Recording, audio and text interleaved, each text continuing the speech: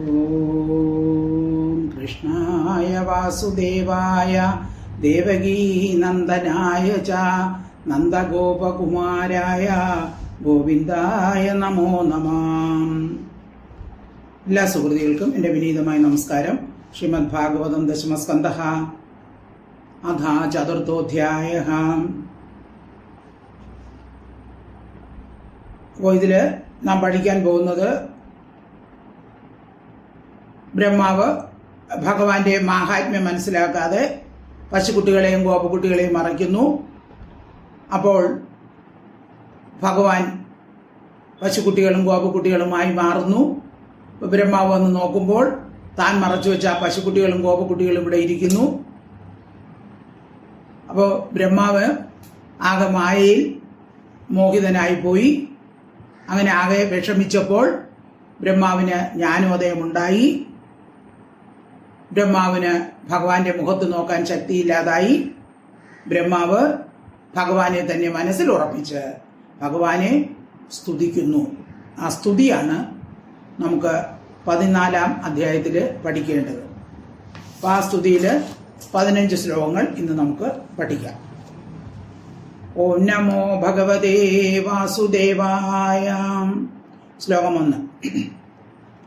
ബ്രഹ്മോവാച നൗമീഠ്യതേ പ്രവപുഷേ തടിതംബരായ ഗുഞ്ചാവതം സപരിവിഞ്ചലസന്മുഖായ വന്യസൃജേ കപളവേത്ര വിഷാണവേണു ലക്ഷ്മശ്രിയേ മൃദുപദേ പശുപാങ്കജായ. പദച്ഛേദം നൗമി plus ഈഠ്യ, അതാണ് നൗമീഠ്യേ. നൗമി plus ഈഠ്യേ തേ അഭ്ര വപുഷേ തടിത് അംബരായ ഗുഞ്ചാവതംസ പരിപിഞ്ച ലസൻ മുഖായ വന്യസൃജേ കപള വേത്ര വിഷാണ വേണു ലക്ഷ്മശ്രിയേ മൃദുപദേ പശുപാംഗ ജാത. ഈഠ്യ, ഹേ സ്തുതിക്കാൻ യോഗ്യനായവനെ, അല്ലെങ്കിൽ സ്തുത്യ. അഭ്രവപുഷേ, ആകാശം പോലെ എങ്ങും വ്യാപിച്ചിരിക്കുന്ന ദേഹത്തോടും തടിത അമ്പരായ, തടി എന്ന് വെച്ചാൽ മിന്നൽ, മിന്നൽ പോലെ ഇരിക്കുന്ന വസ്ത്രത്തോടും കൃഷ്ണനെ വർണ്ണിക്കുന്നതാണ്. ബ്രഹ്മാവ് കണ്ട കൃഷ്ണ സ്വരൂപത്തെ ബ്രഹ്മാവ് സ്തുതിക്കുന്നതാണ്. ആകാശം പോലെ നീല നിറമുള്ള മനോഹരമായ രൂപം സ്വീകരിച്ച് മിന്നൽ പോലെ മഞ്ഞ നിറമുള്ള വസ്ത്രം ധരിച്ചും, അതാണ് തടിത് അമ്പരായ, മിന്നൽ പോലെ ഇരിക്കുന്ന വസ്ത്രത്തോടും ഗുഞ്ചാവതംസ പരിപിഞ്ച ലസന്മുഖായ. ഗുഞ്ചാവതംസ, കുന്നിക്കുരു കൊണ്ടുള്ള കർണാഭരണങ്ങൾ ധരിച്ചും, അതായത് കുന്നിക്കുരു കൊണ്ടുണ്ടാക്കിയ കടുക്കൻ കാതിൽ ധരിച്ചും, പരിപിഞ്ച, തലയില് മൈപ്പീലുകൾ തിരുകി, അങ്ങനെ ഏറ്റവും പ്രകാശിക്കുന്ന മുഖത്തോടുകൂടിയും, പരിപിഞ്ച ലസന്മുഖായ, ലസന്മുഖായ എന്ന് ലസൻ വെച്ചാൽ ശോഭയുള്ള മുഖത്തോടുകൂടിയും, വന്യസൃജേ, കാട്ടുപൂക്കൾ കൊണ്ടുണ്ടാക്കിയ മാല, വനമാല, കാട്ടുപൂക്കൾ കൊണ്ടുള്ള മാല, കപളവേത്ര വിഷാണ വേണു ലക്ഷ്മശ്രീയെ. കപള എന്ന് വെച്ചാൽ ചോറ്, ചോറുരുള, കയ്യില് ചോറുരുള, വേത്ര വടി, വിഷാണ കൊമ്പ്, വേണു ഓടക്കുഴൽ, ഇവയാൽ അടയാളപ്പെട്ട ലക്ഷ്മശ്രീയെ, ശോഭയോടുകൂടിയത്. അപ്പോൾ കാട്ടിൽ നിന്നും കിട്ടുന്ന മനോഹരമായ പുഷ്പങ്ങൾ കൊണ്ടുണ്ടാക്കിയ മാല, ഇടത്തെ കൈയിൽ തൈർ കുഴച്ച ചോറുരുള, ഇടത്തെ കക്ഷത്തിൽ വടി, വയറ്റിൽ കെട്ടിയ വസ്ത്രത്തിനുള്ളിൽ തിരികിയ കുഴല്, അതിമൃദുവായി വിന്യസിക്കുന്ന പാദങ്ങളോട് ലക്ഷ്മശ്രീയെ മൃദുപദേ, മൃദുപദേ മൃദുക്കളായ കാലടികളോടും പശുപാങ്ക ജായ, അതായത് പ്രജനാഥനായ നന്ദഗോപരുടെ പുത്രഭാവത്തോടുകൂടി, നന്ദഗോപരുടെ പുത്രൻ ഭാവത്തിലും ആയ തേ അങ്ങയെ നൗമി ഞാൻ സ്തുതിക്കുന്നേ നമസ്കരിക്കുന്നേ എന്നാണ് ആദ്യത്തെ ശ്ലോകം. അപ്പോൾ ആ ഭഗവാന്റെ ആ മനോഹര രൂപം വർണ്ണിക്കുകയാണ്. മിന്നൽ പോലെ മഞ്ഞ നിറമുള്ള വസ്ത്രം ധരിച്ചും ആകാശം പോലെ നീല നിറമുള്ള മനോഹരമായ ശരീരത്തോടുകൂടി കുന്നിക്കുരു കൊണ്ടുള്ള കടുക്കൻ ധരിച്ച് തലമുടിയിൽ മൈപ്പീലി ചൂടി അങ്ങനെ നല്ല മുഖ ശോഭയോടുകൂടി കാട്ടുപൂക്കൾ കൊണ്ടുണ്ടാക്കിയ വനമാല ധരിച്ച് ഇടത്തെ കൈയിൽ തൈർ കുഴച്ച ചോറുരുള, ഇടത്തെ കക്ഷത്തിൽ വടി, വയറ്റിൽ കെട്ടിയ വസ്ത്രത്തിനുള്ളിൽ തിരികെ കുഴല്, പിന്നെ മൃദുവായി വിന്യസിച്ചിരിക്കുന്ന പാദങ്ങളോടും നന്ദഗോപരുടെ പുത്രഭാവത്തിൽ എൻ്റെ മുമ്പിൽ കാണപ്പെട്ട അങ്ങയുടെ പ്രസാദം എന്നിൽ ഉണ്ടാവാനായി ഞാൻ അങ്ങയെ സ്തുതിക്കുന്നു. നൗമീഢ്യതയ പ്രവപുഷേ തടിതംബരായ ഗുഞ്ചാവതംസപരിപിഞ്ചല സന്മുഖായ വന്യസൃജേ കപളവേത്ര വിഷാണവേണു ലക്ഷ്മശ്രീയെ മൃദുപദേ പശുപാങ്കജായാം. ശ്ലോകം 2. അസ്യാപി ദേവ പപുഷോ മദനുഗ്രഹസ്യ സ്വേച്ഛാമയസ്യ നതു ഭൂതമയസ്യ കോപി നേശേ മഹീത്വ അവസിതും മനസാന്തരേണ സാക്ഷാത് തവൈവ കിമുദാത്മ സുഖാനുഭൂതേ. പദച്ഛേദം. അസ്യ അപി ദേവ വപുഷഃ മദ അനുഗ്രഹസ്യ സ്വേച്ഛാമയസ്യ നതു ഭൂതമയസ്യ കോപി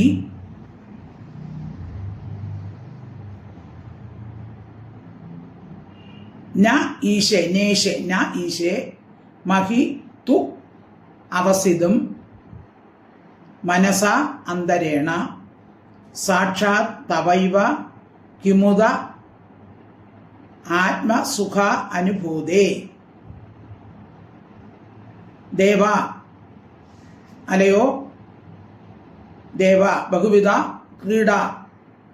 ക്രീഡായുക്തനായിട്ടുള്ളവനെ,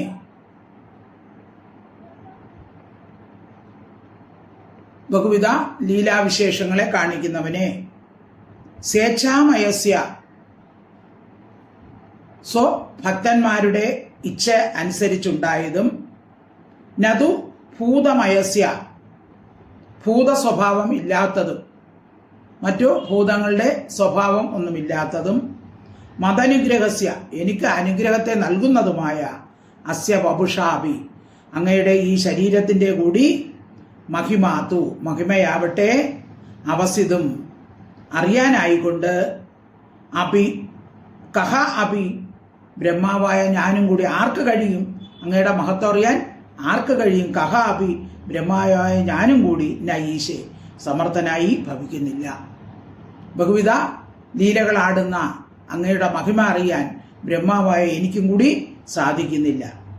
ആത്മസുഖാനുഭൂതിയോടുകൂടിയ സാക്ഷാത് പരമാർത്ഥമായ തവയേവ നിന്തിരുവടി തന്നെ അന്തരേണ ഏകാഗ്രമാക്കി തീർത്ത മനസ്സുകൊണ്ട് കിമുത എങ്ങനെ ഞാൻ അങ്ങയെ സ്തുതിക്കും? അപ്പോൾ ബ്രഹ്മാവ് ഈ പശുക്കുട്ടികളെല്ലാം ഭഗവത് സ്വരൂപമായി കണ്ടപ്പോൾ ആകെ ഭ്രമിച്ചു പോയി മായി. അപ്പോൾ ഭഗവാനോട് പറയുകയാണ്, അങ്ങയുടെ മായയിൽ ഭ്രമിച്ച എനിക്ക് എങ്ങനെ അങ്ങാണ് എൻ്റെ മനസ്സിനെ ഏകാഗ്രമാക്കി തന്നത്? ബ്രഹ്മവാദ്യം ഭ്രമിച്ചു പോയി. പിന്നെ ഭഗവാനെ പ്രാർത്ഥിച്ചപ്പോൾ ഭഗവാൻ മനസ്സിനെ ഏകാഗ്രമാക്കി കൊടുത്തു. അപ്പൊ അങ്ങനെയുള്ള അങ്ങയെ എങ്ങനെ ഞാൻ സ്തുതിക്കും എന്നാണ് ബ്രഹ്മാവ് ചോദിക്കുന്നത്. അസ്യാപി ദേവ പപുഷോ മദനുഗ്രഹസ്യ സ്വേച്ഛാമയസ്യ നതുഭൂതമയസ്യ കോപി നേശേ മഹീത്വപസിതും മനസാന്തരേണ സാക്ഷാത് തവൈവ കുമുദാത്മ സുഖാനുഭൂതേ. ശ്ലോകം 3.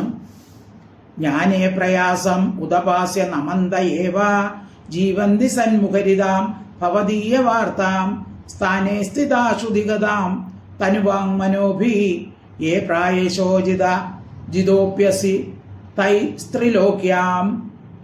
പദച്ഛേദം. ജ്ഞാനേ പ്രയാസം ഉദപാസ്യ നമന്ത ഏവ ജീവന്തി സന്മുഖരിതാം ഭവദീയ വാർത്താം സ്ഥാനേ സ്ഥിതാഃ ശ്രുതിഗതാം തനു വാങ് മനോഭിഃ യേ പ്രായശഃ അജിതാ ജിതഃ അപി അസി തൈഃ ത്രിലോക്യാം. ജ്ഞാനത്തിൽ പ്രയാസത്തെ ഉദപാസ്യ ഉപേക്ഷിച്ചിട്ട്, അതായത് ഭഗവാന്റെ തത്വം അറിയാൻ പലർക്കും കഴിയുകയില്ല. തത്വം അറിയാനുള്ള പരിശ്രമം ചെയ്യണമെന്നൊന്നുമില്ല. അതായത് പലരും എന്തു ചെയ്യും, അതിന് പഠിച്ച് നടക്കും, പക്ഷെ ഭഗവാന്റെ തത്വം അറിയാൻ സാധിക്കുകയില്ല. അപ്പോൾ എന്ത് ചെയ്യുന്നു, ജ്ഞാനം സമ്പാദിക്കാൻ പ്രയാസമാണ്. അപ്പോൾ ആ പ്രയാസത്തെ ഉദപാസ്യ ഉപേക്ഷിച്ചിട്ട് സ്ഥാനത്തിൽ സ്ഥിതി ചെയ്തുകൊണ്ട്, അപ്പൊ ജ്ഞാനത്തിനുള്ള അധ്വാനം കൂടാതെ തന്നെ ഭക്തി ദ്വാരാ ജ്ഞാനമുണ്ടാകും, ഉടനെ മുക്തി സിദ്ധിക്കുകയും ചെയ്യും. അപ്പൊ അതിന് കൂടുതൽ ക്ലേശിക്കേണ്ട ആവശ്യമൊന്നും ഇല്ല. അപ്പൊ സ്വസ്ഥാനത്തിൽ തന്നെ സ്ഥിതി ചെയ്തുകൊണ്ട് സന്മുഖരിത, സത്തുക്കളാൽ പറയപ്പെട്ടതും, അതായത് സജ്ജനങ്ങളുടെ അടുത്ത് ചെന്ന് സുഖമായിട്ടിരുന്ന് അവർ പറയുന്ന കഥകൾ കേൾക്കുക. അല്ലാതെ ജ്ഞാനം അന്വേഷിച്ചൊന്നും ആരും നടക്കേണ്ട ആവശ്യമില്ല. സന്മുഖരിതാം, സത്തുക്കൾ പറയപ്പെട്ടതും, ശ്രുതികഥ, ശ്രവണത്തിൽ പ്രവേശിച്ചിരിക്കുന്നതുമായ. നവവിധ ഭക്തിയുടെ ആദ്യ മാർഗം എന്താണ്? ശ്രവണമാണ്. ആദ്യം നമ്മളെ ഭഗവാന്റെ കഥകൾ കേൾക്കുക. ശ്രവണം, കീർത്തനം, വിഷ്ണു സ്മരണം, പാദസേവനം. ശ്രവണമാണ് നവവിധ ഭക്തിമാർഗത്തിൽ ഒന്നാമത്തെ മാർഗം. ആദ്യം ഭഗവാന്റെ കഥകൾ കേൾക്കുക. സത്തുക്കളുടെ അടുത്ത് ചെന്നിരുന്ന് സുഖമായിരുന്ന് അവർ പറയുന്ന കഥകൾ കേൾക്കുക.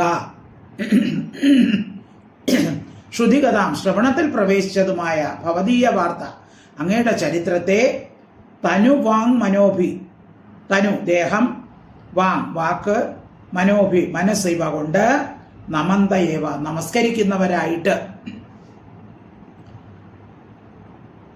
ഭഗവാന്റെ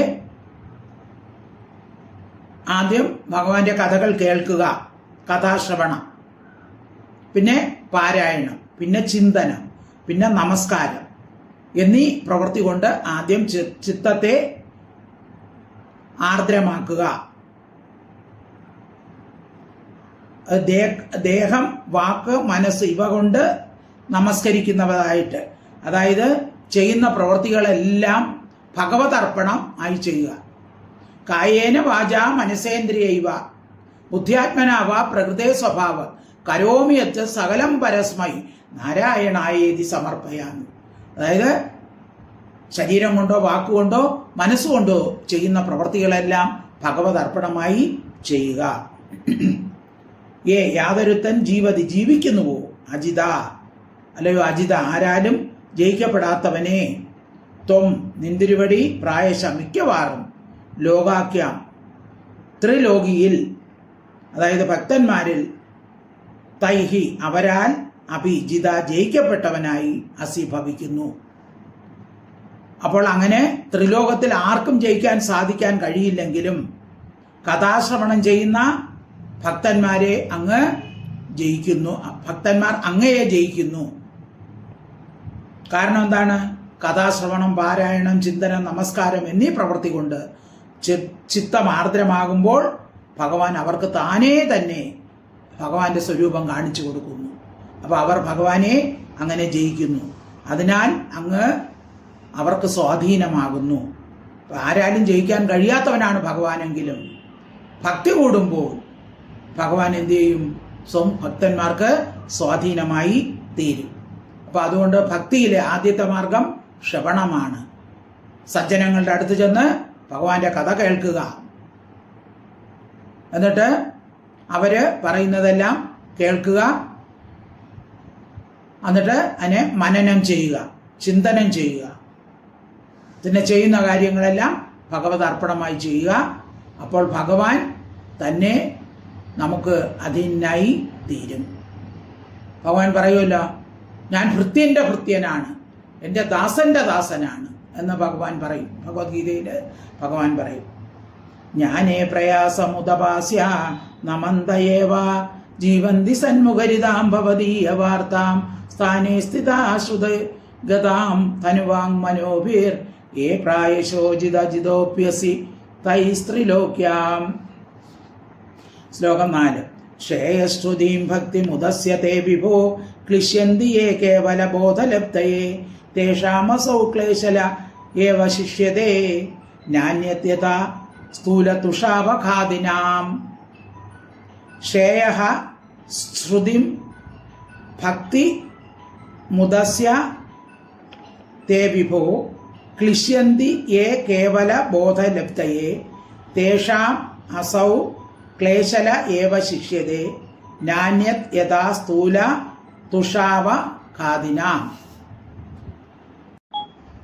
വിഭോ സർവവ്യാപകൻ വ്യാപിയായിട്ടുള്ളവനെ, ശ്രേയശ്രുതി ശ്രേയസിന്റെ ഒഴുക്കോട് കൂടിയ തേ ഭക്തി അങ്ങയുടെ ഭക്തിയെ ഉദസ്യ ഉപേക്ഷിച്ചിട്ട് കേവല ബോധലബ്ധയ ഏകമായ ജ്ഞാനം ലഭിക്കുന്നതിനായിക്കൊണ്ട് യാതൊരുത്തൻ ക്ലിശ്യന്തി ക്ലേശിക്കുന്നു തേഷാം അവർക്ക് സ്ഥൂല തുഷാവഘാദിനാം യഥ സ്ഥൂലമായ ഉമി കുത്തുന്നവർക്കെന്ന പോലെ. അതായത് ഉമിയെടുത്ത് കുത്തിയാൽ അതിൽ നിന്ന് എന്തെങ്കിലും കിട്ടുമോ? ഒന്നും കിട്ടുകയില്ല. അതായത് അരി അതിനകത്തുള്ള നെല്ല് കുത്തിയാൽ മാത്രമേ അരി കിട്ടുകയുള്ളൂ. വെറുതെ ഉമിയെടുത്തിട്ട് കുത്തിയാലോ ഒരാവശ്യമില്ല അല്ലേ? ഉമി കുത്തിയാൽ അരിയൊന്നും കിട്ടൂല. അപ്പോൾ ആ നെല്ല് അതിനകത്ത് അരിയുള്ള ഉമി കുത്തിയാൽ നെല്ല് കുത്തിയാലേ നമുക്ക് അരി കിട്ടുകയുള്ളൂ. അപ്പോൾ ഉമിയെടുത്ത് വെച്ച് കുത്തിയാൽ അരി കിട്ടുകയില്ല. അപ്പം അങ്ങനെ ഉമി കുത്തി അരിക്ക് വേണ്ടി ഉമി കുത്തി വെറുതെ പ്രയത്നം ചെയ്യുന്നത് പോലെയാണ് അസൗ ക്ലേശല ഏവ ഈ ക്ലേശം മാത്രം. അതായത് ജ്ഞാനം സിദ്ധിക്കാൻ വേണ്ടി കുറെ ഭഗവാനെ കുറിച്ച് അറിയണം, ജ്ഞാനം കിട്ടണം എന്നും പറഞ്ഞ് ഇങ്ങനെ നടന്നാൽ വെറുതെ ഉമി കുത്തി സമയം കളയുന്നത് പോലെ ആയിരിക്കും. അന്യജ്ഞ മറ്റൊന്നും ഇല്ല. അപ്പൊ അതുകൊണ്ട് ജ്ഞാനത്തിന് വേണ്ടി ശ്രമിക്കാതെ ഭഗവാനിൽ പരമപ്രേമമായ ഭക്തി വളർത്തുക. ഭക്തി വളർത്തുമ്പോൾ ജ്ഞാനം താനേ ഉണ്ടായിക്കോളും. കാരണം ഭക്തി കൂടുമ്പോൾ അന്ധകരണം ശുദ്ധമായി ജ്ഞാനം അതിൽ തെളിയും, അല്ലെങ്കിൽ അവന്റെ സ്വസ്വരൂപം തെളിയും. ശ്രേയശ്രുതിം ഭക്തി മുദസ്യതേ വിഭോ ക്ലിശ്യന്തി യേ കേവല ബോധലബ്ധയേ തേഷാമസൗ ക്ലേശലയേ വശിഷ്യതേ നാന്യത്യഥാ സ്ഥൂല തുഷാവഘാദിനാം. ശ്ലോകം 5. പുരേഹ ഭൂമൻ ബഹവോപി യോഗിന സ്ത്വതർപ്പിതേഹ നിജകർമ്മലബ്ധയാ വിശുദ്ധ ഭക്തൈവ കഥോപനീത നീതയാ പ്രപേദിരേ അഞ്ചോച്യുത തേ ഗതിം പരാം. പുരാ ഇഹ ഭൂമൻ ബഹവഃ അപി യോഗിനഃ ത്വത് അർപ്പിത ഇഹ നിജകർമ്മലബ്ധയാ വിശുദ്ധ ഭക്തി ഏവ കഥ ഉപനീതയാ പ്രപേദിരേ അഞ്ചഃ അച്യുത തേ ഗതിം പര. ഭൂമൻ എല്ലായിടത്തും വ്യാപിച്ചിരിക്കുന്നവനെ, അച്യുത ച്യുതിയില്ലാത്തവനെ, വികാരം സ്വരൂപമില്ലാത്തവനെ, വികാരമില്ലാത്തവനെ, പുര പണ്ട് ഇഹ ഈ ലോകത്തിൽ ബഹവഹ ബഹുക്കളായ യോഗികളും യോഗിനഹ അപി യോഗികളും ത്വതർപ്പിത ഈഹ അങ്ങയിൽ വയ്ക്കപ്പെട്ട വ്യാപാരങ്ങളോട് കൂടിയവരായി നിജകർമ്മലബ്ധയ തങ്ങളുടെ കർമ്മങ്ങളാൽ ലഭിച്ചതായും കഥോപനീയതാം കഥയാൽ ജനിപ്പിക്കപ്പെട്ടതുമായിരിക്കുന്ന വിശുദ്ധ ഭക്തിയായേവ നിർമ്മല ഭക്തിയാൽ തന്നെ അഞ്ച പ്രയാസം കൂടാതെ തേ അങ്ങയുടെ പരാംഗതി പരയായ ഗതിയെ പ്രപേദിരെ പ്രാപിച്ചു. അപ്പോൾ പണ്ട് ഉണ്ടായിരുന്ന മുനികൾ ഇത് ദൃഢമാക്കിയിരിക്കുകയാണ്. അവർ ജ്ഞാനത്തിന് വേണ്ടി അന്വേഷിച്ച് നടന്നപ്പോൾ അവർക്ക് ആ ജ്ഞാനമുണ്ടായില്ല. പിന്നെ അവരെന്ത് ചെയ്തു? ഭഗവാനിൽ അർപ്പിക്കപ്പെട്ട മനസ്സോടുകൂടി, അതായത് ഭക്തി വർദ്ധിപ്പിച്ചപ്പോൾ അവർക്ക് പ്രയാസം കൂടാതെ ആ പരമമായ ഗതിയിൽ മോക്ഷപ്രാപ്തിയിലെത്താൻ സാധിച്ചു. അപ്പോൾ എന്ത് ചെയ്യും? ഭക്തി കൂടുമ്പോൾ അല്ലെങ്കിൽ ഭഗവാന്റെ കഥാശ്രവണത്തിൽ നിരന്തരം ലയിച്ചിരിക്കുമ്പോൾ മനസ്സിലുള്ള കാമക്രോധ മോഹലോപാദികളെല്ലാം പോയി അന്ധകരണം ശുദ്ധമാകും. അപ്പോൾ നിർമ്മലമായ ഭക്തി ഉറച്ചു തുടങ്ങും. അങ്ങനെ പ്രയാസം കൂടാതെ അവർ എന്ത് ചെയ്യുന്നു? ഭഗവാന്റെ തത്വം ഗ്രഹിക്കുന്നു, അല്ലെങ്കിൽ അവർക്ക് ജ്ഞാനോദയം ഉണ്ടാകുന്നു. അവർ അപരിഛിന്നമായ ആനന്ദത്തെ അനുഭവിക്കുകയും ചെയ്യുന്നു. അപ്പം അങ്ങനെ ഭക്തി കൊണ്ട് ഭഗവത് പദത്തിലെത്താമെന്ന് പണ്ടത്തെ മുനികൾ നമുക്ക് ഉദാഹരിച്ച് തന്നിട്ടുണ്ട്. പുരേഹ ഭൂമൻ ബഹവോപിയോഗിന സ്വതർപ്പിദേഹ നിജകർമ്മലബ്ധയ വിശുദ്ധ ഭക്തിയൈവ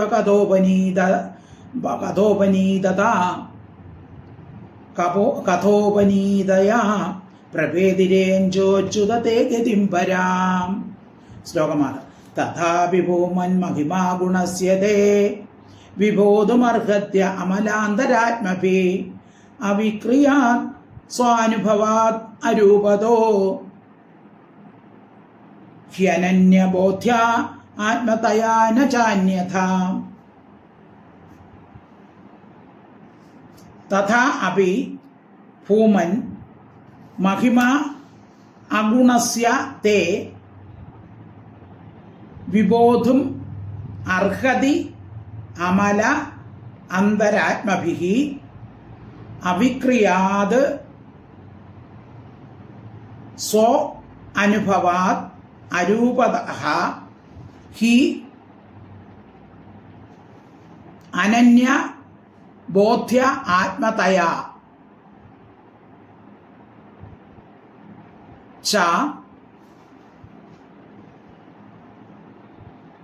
അനന്യ ബോധ്യ ആത്മതയാ ന ച അന്യഥ.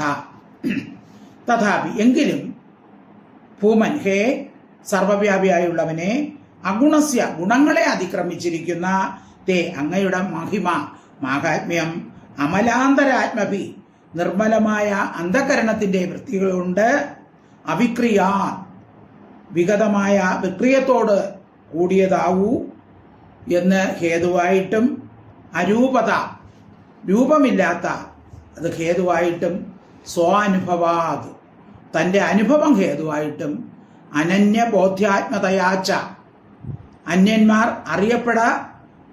അന്യന്മാർ അറിയപ്പെടത്തക്ക അതല്ലാത്ത സ്വരൂപത്തോട് കൂടിയതാവൂ എന്നുള്ള ഹേതുവായിട്ടും വിബോധം ബോധത്തിന് വിഷയമാക്കി തീർക്കാനായിക്കൊണ്ട് അർഹതി യോഗ്യമായി ഭവിക്കുന്നു. അന്യഥ അജ്ഞ മറ്റൊരു വിധത്തിൽ അല്ല. അപ്പൊ ഭഗവാന്റെ സഗുണമായും നിർഗുണമായും ഇരിക്കുന്ന രണ്ടുവിധ സ്വരൂപങ്ങൾ ശരിയായി അറിയാൻ പ്രാപ്തി ഉണ്ടാവണം എന്ന് പറഞ്ഞു. അപ്പൊ രണ്ടു രൂപങ്ങളും ഒരുപോലെ അറിയാൻ കഴിയാത്തവയാണെങ്കിലും ഗുണാതീതമായ സ്വരൂപത്തെക്കുറിച്ചുള്ള ജ്ഞാനം ഒരുവിധം പ്രയാസപ്പെട്ടിട്ടെങ്കിലും സമ്പാദിക്കാം. സഗുണമൂർത്തിയായ അങ്ങയെക്കുറിച്ചറിയാൻ തന്നെയാണ് ഒട്ടും സാധിക്കാത്തത് എന്നിപ്പോൾ തോന്നുന്നു എന്ന് ബ്രഹ്മാവ് പറയുകയാണ്. അപ്പൊ നിർഗുണമായ അങ്ങയെക്കുറിച്ച് പിന്നെ അറിയാം. ഇപ്പൊ സഗുണമായ, അതായത് ഇപ്പോൾ ഭഗവാൻ മനുഷ്യരൂപത്തിൽ അവതരിച്ചിരിക്കുകയാണ്. അപ്പൊ അങ്ങയുടെ മഹിമയെക്കുറിച്ച് അറിയാൻ എനിക്ക് കഴിയുന്നില്ല ഭഗവാനെ എന്ന് ബ്രഹ്മാവ് പ്രാർത്ഥിക്കുകയാണ്. തഥാപി ഭൂമൻ മഹിമാ ഗുണസ്യതേ വിബോധർഹത്യ അമലാന്തരാത്മഭി അവിക്രിയാത് സ്വാനുഭാവ അരൂപതോ ഹ്യനന്യബോധ്യാത്മതയാ ന ചാന്യഥാ. ശ്ലോകം 7.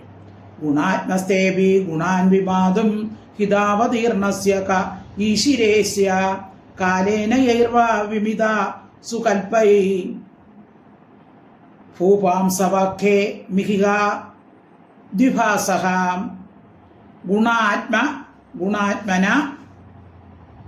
ഗുണാത്മനഃ തേ അപി ഗുണാൻ വിമാതും ഹിത അവതീർണസ്യ കഹ ഈശിരേ അസ്യ കാലേന യൈഹി വാ വിമിത സുകൽപൈഹി ഭൂ പാംസവഃ ഹേ മിഹിക ദ്വിഭാസഃ.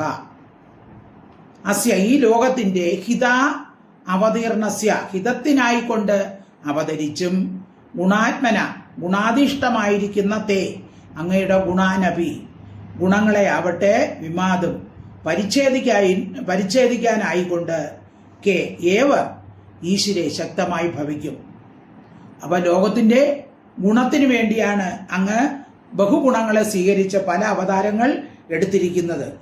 അപ്പോൾ അതുകൊണ്ട് അങ്ങയുടെ ഗുണങ്ങളെ നിർണയിക്കാൻ ആർക്ക് കഴിയും?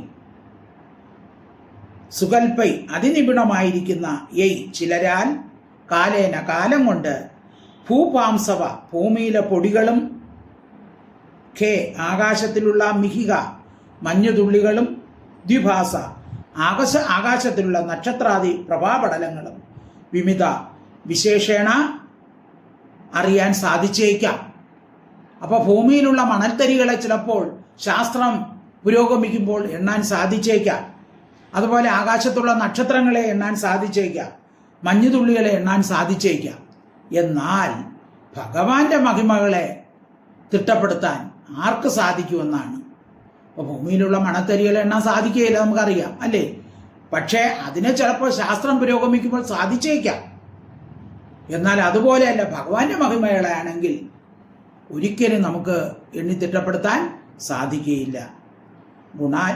ഗുണാത്മനസ്തേഭി ഗുണാൻ വിമാതും ഹിതാവതീർണസ്യ കൈശിരേസ്യ കാലേന യൈർവാ വിമിത സുകൽപൈ ഭൂപാംസവഖേ മിഹികാദ്വിഭാസഃ. ശ്ലോകം 8. തത്തേനുകമ്പാം സുസമീക്ഷമാണോ പുഞ്ചാന ഏവാത്മകൃതം വിഭാഗം ഹൃദ്വാക്വപുർഭിർവിദധൻ നമസ്തേ ജീവേദയോ മുക്തപദേ സദായ ഭാഗ്. തത് തേ അനുകമ്പാം സുസമീക്ഷമാണഃ പുഞ്ചാന ഏവ ആത്മകൃതം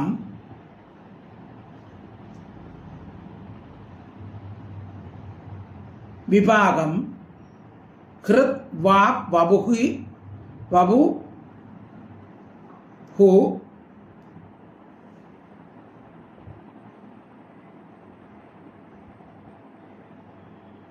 ഭിഹി വിധതൻ നമസ്തേ വാക് വപുർഭിഹി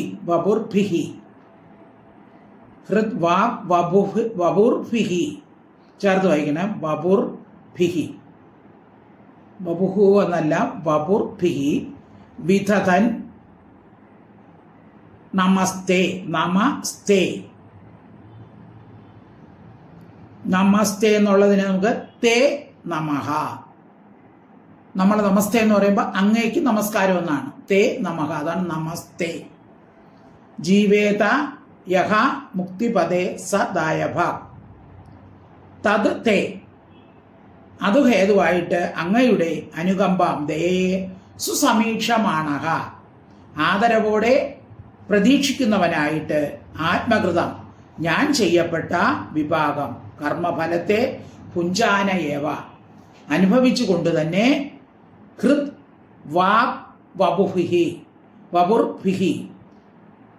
മനോ വാക്ക് കർമ്മങ്ങൾ കൊണ്ട് തേ അങ്ങയ്ക്ക് നമഃ നമസ്കാരം വിധതൻ ചെയ്തുകൊണ്ട് യഹ യാതൊരുവൻ ജീവേത ജീവിക്കുമോ സഹ അവൻ മുക്തിപദേ മുക്തിയുടെ സ്ഥാനമായ അങ്ങയിൽ ദായഭാഗ് അവകാശി ആകുന്നു.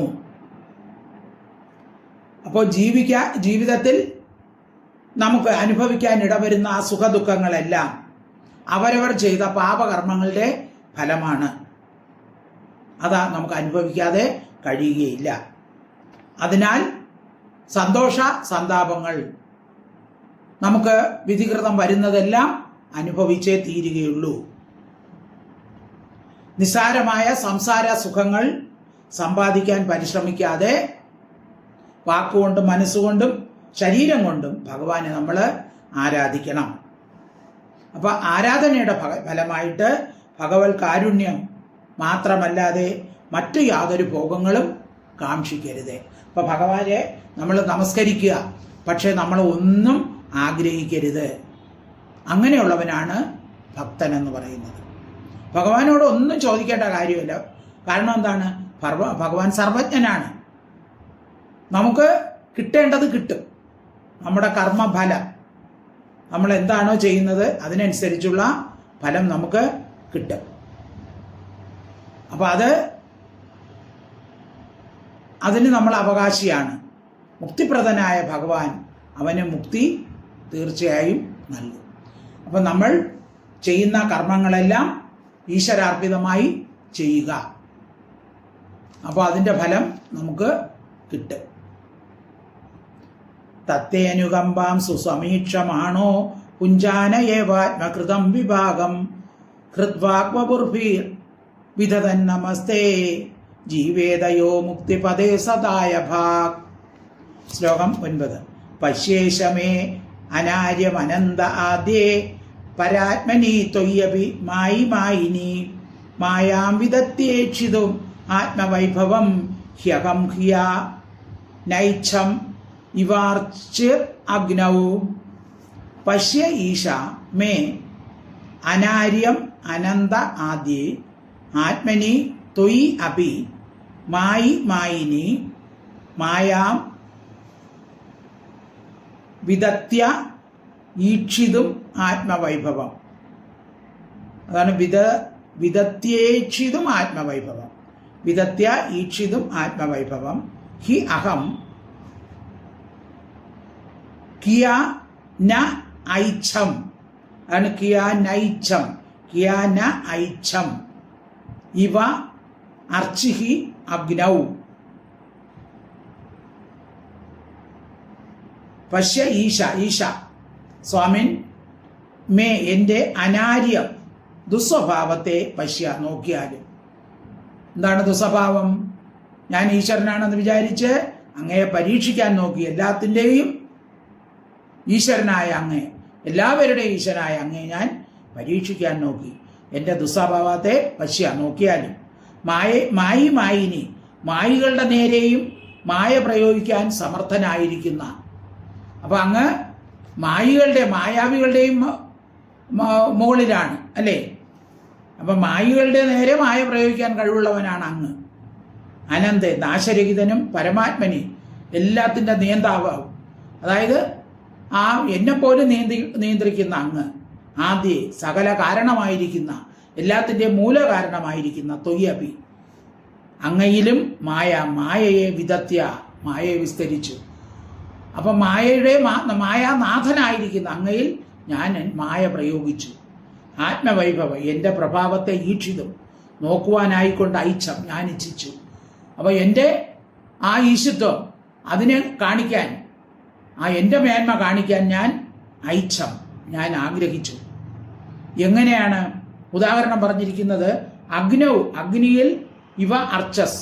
അപ്പൊ അഗ്നി കത്തുമ്പോൾ അതിൽ നിന്ന് സ്ഫുലിംഗങ്ങൾ ഉണ്ടാവുമല്ലോ, തീപ്പൊരി. ഈ തീപ്പൊരി എന്ത് ചെയ്യും?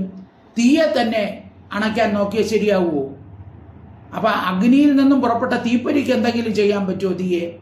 അതുപോലെയാണ് അഹം ഞാൻ ഒരു തീപ്പൊരി പോലെയല്ലേ ഉള്ളൂ. അപ്പൊ മായാനാഥനായ അങ്ങയോട് ഞാൻ മായ പ്രയോഗിക്കാൻ നോക്കി. അത് അഗ്നിയിൽ നിന്ന് വരുന്ന ആ തീപ്പൊരിക്ക് അഗ്നിയെ നശിപ്പിക്കാൻ ഒരുമ്പെടും പോലെയാണ് മായാതിനാഥനായ അങ്ങയിൽ ഞാൻ മായ പ്രയോഗിച്ചത്. അപ്പൊ എൻ്റെ ഈ ദുസ്വഭാവത്തെ അങ്ങ് ക്ഷമിക്കണം.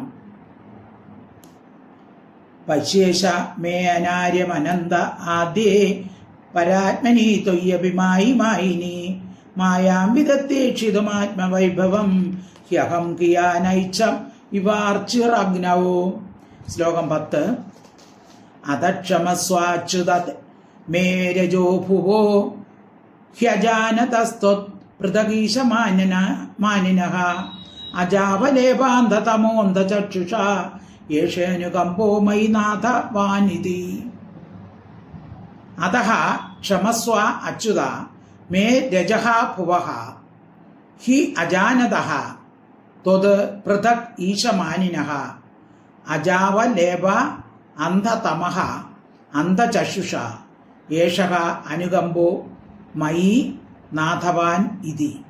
അതഃ ഇത് ഹേതുവായി അച്യുത നാശമില്ലാത്തവനെ, ച്യുതിയില്ലാത്തവനെ, രജോഭുവഃ രജോ ഗുണത്തിൽ നിന്ന് ഉത്ഭവിച്ചവനും, അതായത് ബ്രഹ്മാവ് രജോ ഗുണത്തിൽ നിന്ന് ഉത്ഭവിച്ചവനാണ്. അജാനത അറിവില്ലാത്തവനും, ത്വത് പൃഥക് ഈശമാനിന അങ്ങയിൽ നിന്ന് ഭിന്നനും ഈശ്വരനുമാണെന്നുള്ള വിചാരമുള്ളവനും, അജാവലേപാന്ത തമോന്ത ചക്ഷുഷ സൃഷ്ടികർത്താവ് എന്ന മതമാകുന്ന അന്ധകാരത്തിൽ നഷ്ടമായിരിക്കുന്ന വിവേകത്തോടു കൂടിയവനും, ഞാൻ സൃഷ്ടികർത്താവാണ് എന്നുള്ള മതം, അഹങ്കാരം എനിക്കുണ്ടായിരുന്നു.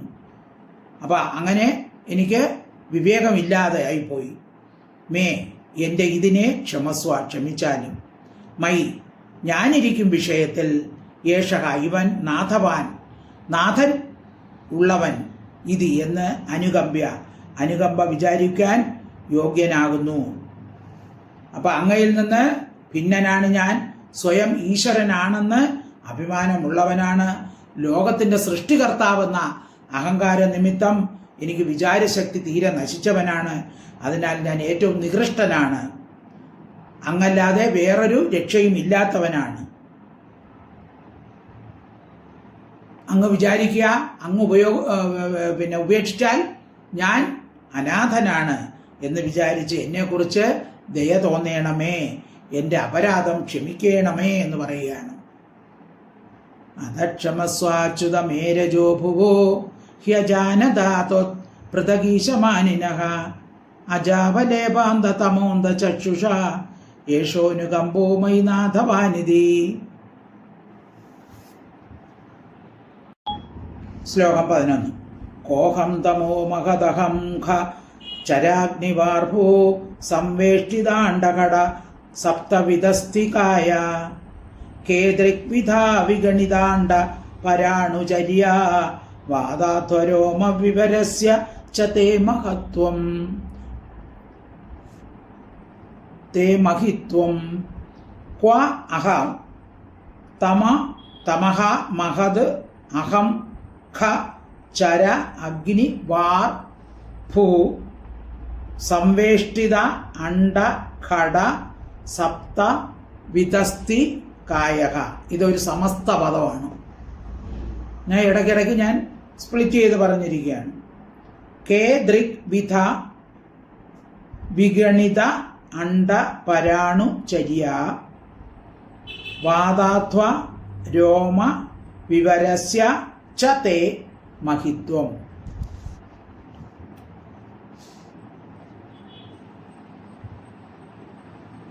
ക്വ അഹം എവിടെയാണ് ഞാൻ, എവിടെയാണ്, എങ്ങനെയുള്ളത് ഞാനാണ്? തമോ മഹദഹം ഖം ചരാഗ്നിവാർഭൂർ സംവേഷ്ടിതാണ്ഡ ഘടസപ്ത വിധസ്ഥികായ. തമ എന്ന് വെച്ചാൽ ഇവിടെ പ്രകൃതി അല്ലെങ്കിൽ മായ, മഹദ് മഹത്തത്വം, അഹം അഹങ്കാരതത്വം, ഖ ആകാശം, ചര വായു, അഗ്നി, വാർ ജലം, ഭൂമി, സംവേഷ്ടിത ഇവയാൽ ചുറ്റപ്പെട്ടിരിക്കുന്ന ബ്രഹ്മാണ്ഡത്തിൽ, അണ്ഡമാകുന്ന കടത്തിൽ, ഇവയാൽ ചുറ്റപ്പെട്ടിരിക്കുന്ന ആ ബ്രഹ്മാണ്ഡത്തിൽ 7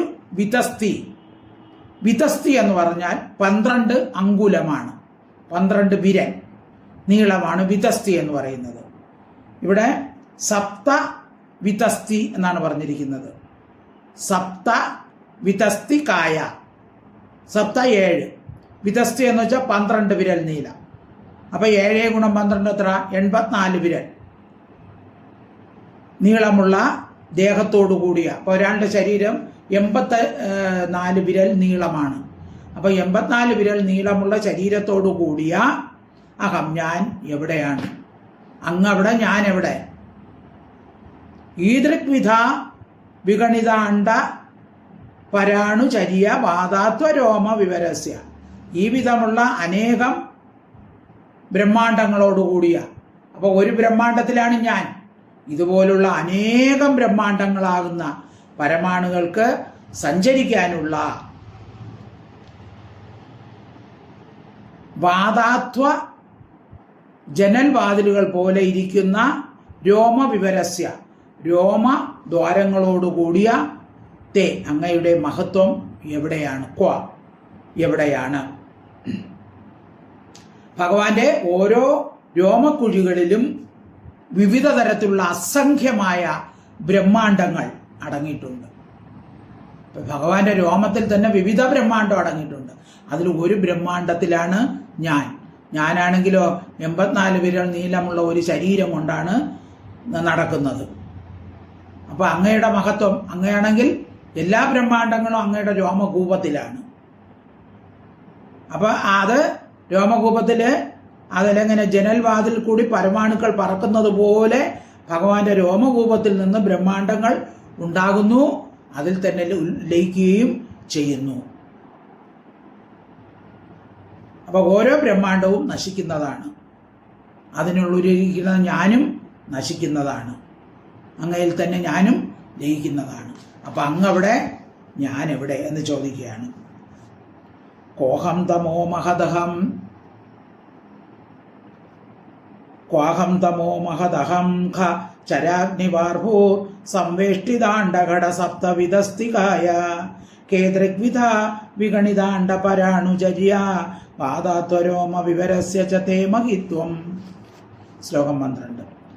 ഉക്ഷേപണം ഗർഭഗതസ്യ പാദയോ കിം കൽപ്പതേ മാതരദോക്ഷജാഗസേ കിമസ്തി നാസ്തി വ്യപദേശഭൂഷിതം തവാസ്തി കുക്ഷേ കിയതപ്യനന്ദഃ. ഉക്ഷേപണം ഗർഭഗതസ്യ പാദയോഃ കിം കൽപ്പതേ മാതുഃ അദോക്ഷജ ആഗസേ കിം അസ്തി ന അസ്തി വ്യപദേശഭൂഷിതം തവാസ്തി കുക്ഷേ കിയത് അപി അനന്തഃ. ഗർഭഗതസ്യ ഗർഭത്തിലിരിക്കുന്നവന്റെ പാദയോഹോ കാലുകളുടെ ഉക്ഷേപണം ഉത്പതനം ചവിട്ടൽ മാതുഹു അമ്മയുടെ ആകസെ അപരാധത്തിനായിക്കൊണ്ട് കൽപ്പതേക്കും എങ്ങനെ കൽപ്പിക്കും. അതായത് ഗർഭാവസ്ഥയിലിരിക്കുന്ന ഒരു അമ്മയുടെ വയറ്റിൽ ആ ഗർഭത്തിൽ കിടക്കുന്ന ഗർഭസ്ഥ ശിശു ചവിട്ടിയാൽ അമ്മ അത് കുറ്റമായിട്ട് കാണുമോ? അമ്മ അത് നല്ലതായിട്ടേ തോന്നുള്ളൂ അല്ലേ? അപ്പൊ കുട്ടിക്ക് അനക്കമുണ്ട് എന്ന് അമ്മ വിചാരിക്കും അല്ലേ? അപ്പോൾ കുട്ടി കടന്ന് ചവിട്ടുന്നതാണ്, പക്ഷെ അമ്മ വിചാരിക്കും നല്ല അനക്കമുണ്ട്, അത് അമ്മയ്ക്ക് ഒരു അപരാധമായിട്ട് തോന്നുകയേ ഇല്ല. അതുപോലെ അദോക്ഷജ അധകരിക്കപ്പെട്ട അക്ഷത്തിൽ നിന്നും ജനിക്കുന്ന അറിവാകുന്ന സ്വരൂപത്തോടു കൂടിയവനെ, അല്ലെങ്കിൽ ഇന്ദ്രിയ നിയന്താവേ. അദോക്ഷജ എന്ന് വെച്ചാൽ ഇന്ദ്രിയ നിയന്താവ്. അസ്തി നാസ്തി വ്യപദേശഭൂഷിതം ഉണ്ട് ഇല്ല എന്ന ശബ്ദങ്ങളാൽ പറയപ്പെടുന്നത് ഏതാണോ തവ അങ്ങയുടെ കുക്ഷിയുടെ അനന്തഹ പുറമേ കിയതപി എത്രമാത്രം അസ്തി ഉണ്ട്. അതായത് ഗർഭസ്ഥനായ ബാലൻ ചെയ്യുന്ന അപരാധത്തെ മാതാവ് ഗണിക്കാത്തതുപോലെ എൻ്റെ അപരാധത്തെയും അങ്ങ് ഗണിക്കാതെ ക്ഷമിക്കണം എന്ന് പറയുകയാണ്. ഞാൻ ചെയ്യുന്ന അപരാധത്തെ അങ്ങ് ക്ഷമിക്കണം. ഉണ്ട് ഇല്ല എന്ന ശബ്ദങ്ങൾക്ക് വിഷയമായിരിക്കുന്ന സകലതും അങ്ങയുടെ കുക്ഷിയുടെ അന്തർഭാഗത്തിൽ അല്ലാതെ യാതൊന്നും പുറത്തിരിക്കുന്നില്ല. അപ്പൊ ഉണ്ട് ഇല്ല എന്ന് പറയുന്നത് ഇപ്പൊ ലോകം പ്രപഞ്ചം എവിടെ ഇരിക്കുന്നു? ഭഗവാന്റെ കുക്ഷിയിലാണ്.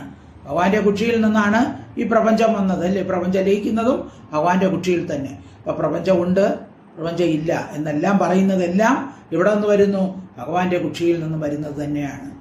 അപ്പൊ അമ്മ ഗർഭസ്ഥയായിരിക്കുന്ന അമ്മ ആ ഗർഭസ്ഥ ശിശുവിന്റെ ചവിട്ടിനെ അപരാധമായി കണക്കാക്കാത്തതുപോലെ എൻ്റെ ഈ അപരാധത്തെ, എൻ്റെ ഈ അറിവില്ലായ്മയെ അങ്ങ് ക്ഷമിക്കണം.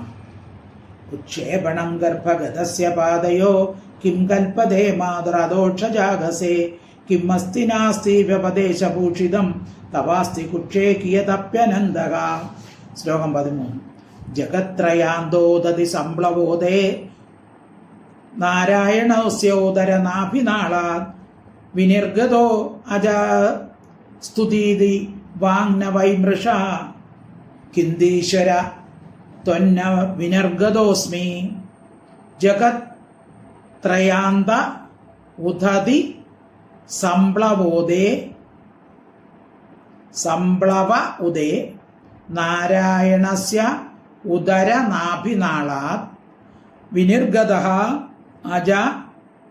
അജഹാതു ഇതി വാങ് ന വൈ മൃഷ കിന്തു ഈശ്വര ത്വൻ ന വിനിർഗതഃ അസ്മി ജഗത്രയാന്തോ ഉദതി സംപ്ലവോദതേ.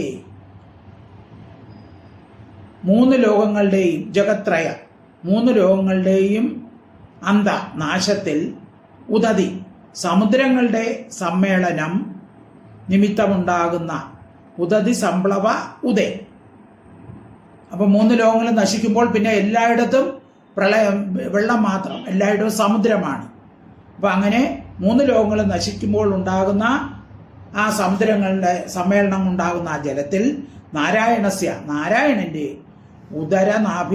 ഉദരത്തിലുള്ള നാഭിനാളത്തിൽ നിന്ന് അജഹ ബ്രഹ്മാവ് വിനിർഗത പുറപ്പെട്ടു. അപ്പൊ ബ്രഹ്മാവ് ഉണ്ടായത് ആ പ്രളയജലത്തിൽ കിടക്കുന്ന ആ ഭഗവാന്റെ നാഭിയിൽ നിന്നും വരുന്ന താമരയിൽ നിന്നാണ്, നാഭിനാളത്തിൽ നിന്നാണ്. ഇതി വാക്ക് എന്ന വാക്ക് മൃഷ കളവ് നവൈ അല്ല, കളവല്ല, നിശ്ചയം.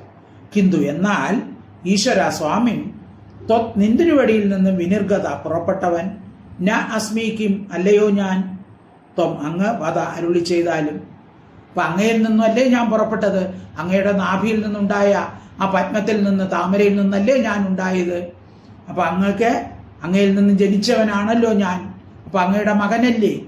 അപ്പൊ അമ്മ മക്കളോട് ക്ഷമിക്കുന്നത് പോലെ അങ്ങ് എന്നോടും ക്ഷമിക്കുക. ജഗത്രയാന്തോ ദതി സംപ്ലവോദേ നാരായണസ്യോദരനാഭിനാളാത് വിനിർഗതോജസ്തു ഇതി വാങ്ന വൈ മൃഷ കിന്തു ശരത്വൻ വിനിർഗിതോസ്മി. ശ്ലോകം 14. നാരായണസ്ത്വം നഹി സർവദേഹിനാം ആത്മാസ്യധീശാഖില ലോകസാക്ഷി നാരായണോംഗം നരഭൂജലായന തച്ചാപി സത്യം ന തവൈവ മായാ. നാരായണഃ ത്വം ന ഹി സർവദേഹിനാം ആത്മാ അസി അധീശ അഖില ലോകസാക്ഷി നാരായണഃ അംഗം നരഭൂജല അയനാത് തച്ചാപി സത്യം ന തവ ഏവ മായ. സർവദേഹിനാം. അപ്പൊ നാരായണൻ എന്ന ഭഗവാന് പേര് കിട്ടാൻ കാരണമെന്ത്? നാരായണഃ ത്വം നഹി, അങ്ങ് നാരായണനല്ലയോ. എങ്ങനെയാണ് നാരായണൻ എന്ന പേര് വന്നത്? സർവദേഹിനാം ആത്മാ, സകല ജീവന്മാരുടെയും ആത്മാവായി ത്വം അസി, ആത്മാ അസി, ത്വം അസി, അങ്ങ് ഭവിക്കുന്നു. അപ്പൊ സർവദേഹങ്ങളുടെയും ആത്മാവായി ഭവിക്കുന്നത് കൊണ്ട് അങ്ങേ എന്ത് വിളിക്കാം? നാരായണൻ എന്ന് വിളിക്കാം. അധീശ, ഹേ എല്ലാത്തിൻ്റെയും ഈശ്വരനായിരിക്കുന്നവനെ. അഖില ലോക സാക്ഷി, സകല ലോകത്തെയും സാക്ഷിയായി കാണുന്നവനെ. ത്വം അങ്ങ് നാരായണഹാനകി, നാരായണനല്ലയോ. അപ്പൊ എല്ലാത്തിൻ്റെയും സാക്ഷിയായിരിക്കുന്നവനാണ് ഭഗവാൻ. നര ഭൂ ജലായന, പരമാത്മാവിൽ നിന്നും സംഭവിച്ച ജലത്തിൽ ശയിക്കുന്നവൻ. അപ്പൊ ജലത്തിൽ ശയിക്കുന്നവൻ ആയതുകൊണ്ട് നാരായണൻ എന്ന പേര് കിട്ടി. നാരം എന്ന വാക്കിന് ജലം എന്നർത്ഥമുണ്ട്. നാരം അയന, നാരത്തിൽ ശയിക്കുന്നവൻ. അപ്പൊ ജലത്തിൽ ശയിക്കുന്നവൻ, അതുകൊണ്ട് നാരായണൻ എന്ന പേര് വന്നു.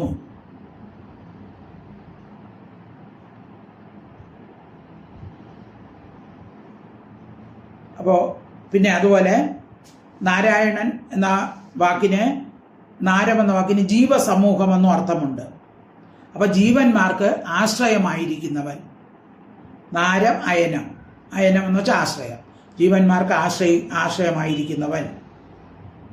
പിന്നെ നാരങ്ങൾ എന്നുള്ളതിന് 24 തത്വങ്ങൾ എന്ന അർത്ഥമുണ്ട്. ഈ തത്വങ്ങളെ പ്രേരിപ്പിക്കുന്ന തത്വങ്ങളുടെ ഈശ്വരൻ, എന്ന അർത്ഥത്തിലും നാരായണൻ എന്ന് പറയാം. അപ്പം അങ്ങനെ നാരായണൻ എന്ന വാക്കിന് കുറേ അർത്ഥമുണ്ട്. ജലത്തിൽ ശയിക്കുന്നവൻ, സർവ്വദേഹികളുടെ ആത്മാവായിരിക്കുന്നവൻ, പിന്നെ ജീവസമൂഹങ്ങളുടെ ആശ്രയമായിരിക്കുന്നവൻ, ജലത്തിൽ ശയിക്കുന്നവൻ, പിന്നെ 24 തത്വങ്ങളുടെ നിയന്താവ് എന്നൊക്കെ അർത്ഥമുണ്ട്. നാരായണസ്ത്വം നഹി സർവദേഹിനാം ആത്മാസി അധീശാഖില ലോകസാക്ഷി നാരായണോംഗം നരഭൂജലായന തച്ചാപി സത്യം ന തവൈവ മായ. തത് ച അതാവട്ടെ സത്യം ന പരമാർത്ഥമല്ല, മായയാകുന്നു. അപ്പൊ അങ്ങയുടെ ഈ അംഗം എന്ന് പറയുന്നത് തവ അംഗം എന്ന് പറയുന്നത് നാരായണൻ. അപ്പൊ ഇത് ആ ശരീരം എന്ന് പറയുന്നത് ആ പരമാർത്ഥമായിട്ടുള്ള ശരീരം അല്ല, അത് മായയാണ്. ആകൃതിയെ പ്രദർശിപ്പിച്ച അങ്ങയുടെ ശക്തി വൈഭവത്തെ മാത്രമാണ്, അത് മായയാകുന്നു. അപ്പൊ പരിച്ഛിന്നമായ ആകൃതി, ഒരു രൂപം കൊടുത്തിരിക്കുന്നു, ഇതാണോ ഭഗവാൻ? അല്ല, ഇതങ്ങയുടെ മായയാകുന്നു എന്ന് പറയുക. നാരായണസ്ത്വം നഹി സർവദേഹിനാം ആത്മാസ്യതീശാഖില ലോകസാക്ഷി നാരായണോംഗം നരഭൂജലായന തച്ചാപി സത്യം ന തവൈവ മായ. ശ്ലോകം 15.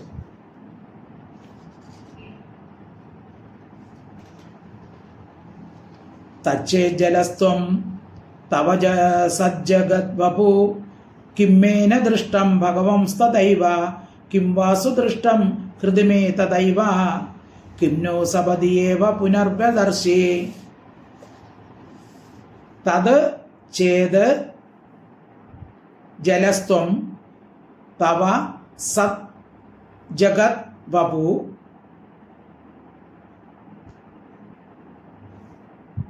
വപുഹു കിം മേ ന ദൃഷ്ടം ഭഗവൻ തത് ഏവ കിം വാ സുദൃഷ്ടം ഹൃദി മേ തത് ഏവ കിം നഹ നോ സപതി ഏവ പുനർവ്യദർശി.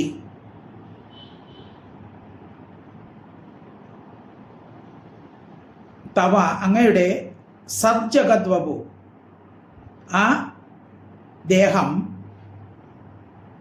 ആലോക ആകാരമായ ലോകം, തത് ആ മൂർത്തി ജലസ്ഥം ജലത്തിൽ കിടക്കുന്നതാണെങ്കിൽ ഭഗവാനായുള്ളവനെ തഥായേവ അപ്പോൾ തന്നെ മേ എന്നാൽ കിംന ദൃഷ്ടം എന്തുകൊണ്ട് കാണപ്പെട്ടില്ല. അപ്പൊ അങ്ങ് ജലത്തിൽ കിടക്കുകയാണ്, താമരയുടെ മുകളിലാണ് ബ്രഹ്മാവ് ഉണ്ടായത്. അപ്പൊ ബ്രഹ്മാവ് താമര നാളത്തിൽ ഒരു ചുറ്റും നോക്കിയിട്ട് ആരെയും കണ്ടില്ല. താഴോട്ട് നോക്കിയപ്പോൾ ഒരാൾ കിടക്കുന്നുണ്ട്. അപ്പോൾ ഇതിൻ്റെ ഉറവിടം എവിടെയാണ്, ഈ താമരയുടെ ഉറവിടം എവിടെയാണ് എന്നന്വേഷിച്ച് താമര നാളത്തിലൂടെ 1000 വർഷം സഞ്ചരിച്ചു നോക്കി. എന്നിട്ടും അതിൻ്റെ ഉറവിടം കണ്ടെത്താൻ സാധിച്ചില്ല. അപ്പം അങ്ങനെ അങ്ങ് അവിടെ കിടന്നെങ്കിൽ ഞാൻ എന്തുകൊണ്ട് കണ്ടില്ല, അങ്ങയെ കണ്ടില്ല. കിംന ദൃഷ്ടം, അങ്ങ് അവിടെ ജലത്തിൽ കിടന്നേല്ലേ, ഞാൻ താമരയുടെ മുകളിൽ നിന്ന് എല്ലായിടവും നോക്കിയല്ലോ. അങ്ങനെയാണ് ബ്രഹ്മാവിന് 4 മുഖങ്ങൾ ഉണ്ടായെന്ന് പറഞ്ഞു. 4 ചുറ്റും നോക്കി, എന്നിട്ട് കാണാത്തതുകൊണ്ട് എന്ത് ചെയ്തു, താമര നാളത്തിലൂടെ ഉള്ളിലോട് 1000 സംവത്സരം സഞ്ചരിച്ചു എന്നാണ്, എന്നിട്ടും കണ്ടില്ല. തഥായേവ അപ്പോൾ തന്നെ മേ ഹൃദയത്തിൽ കിംവാസു ദൃഷ്ടം എന്തുകൊണ്ട് നന്നായി കാണപ്പെട്ടു. അപ്പോൾ ഭഗവാനെ കാണപ്പെട്ടു. എപ്പോഴാണ്? ആ ബ്രഹ്മാവ് ഇങ്ങനെ വിഷമിച്ച് വന്നിരുന്നപ്പോൾ ഒരു അശരീരി കേട്ടു, തപ എന്ന് പറഞ്ഞപ്പോൾ ബ്രഹ്മാവ് തപസ് ചെയ്തു. അപ്പോൾ ഭഗവാൻ ഉള്ളിൽ പ്രകാശിച്ചു.